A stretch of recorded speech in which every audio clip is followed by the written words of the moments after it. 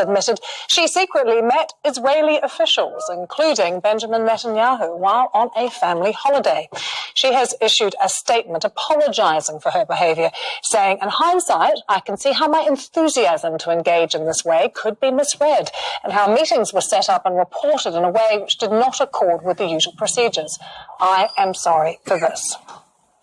Rob Watson, our political correspondent, is with me. How bad a day is this, Rob? Oh, it's bad. And there's no two ways about that. It's not just a bad day, it's a bad week, it's a bad year, it's a bad everything.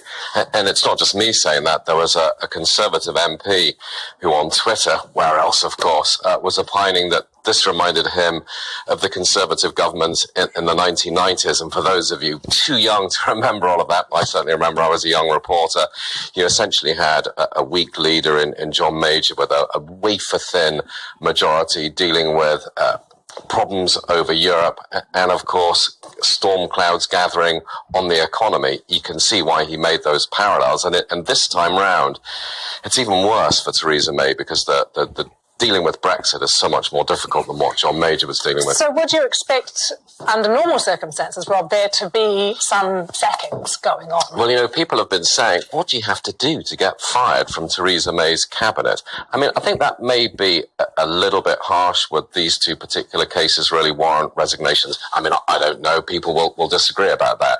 But I think it's certainly the case that a weak leader is very, very reluctant to fire people from her cabinet. And, of course, she has to be incredibly careful in this balance that she gets in her government between those who are on the Remain side and those who are on the Leave side. Both Boris Johnson and Priti Patel were prominent on the Leave side. Remarkably, though, Brexit is off the front pages because of all of these other things that are going on. It won't be for long. I mean, actually, one of the big stories that's been sort of slightly pushed out of the way because of these other developments is the government being forced to publish these assessments about the risks to various sectors of Britain's economy by leaving the European Union. So it's not entirely off the front pages. And it won't be for long. And what did those assessments say, Rob? Well, I don't know, because I haven't seen them yet, but I guess my guess is that they're not positive. Otherwise, why would the government have been so reluctant to publish them? OK, well, good to have you with us.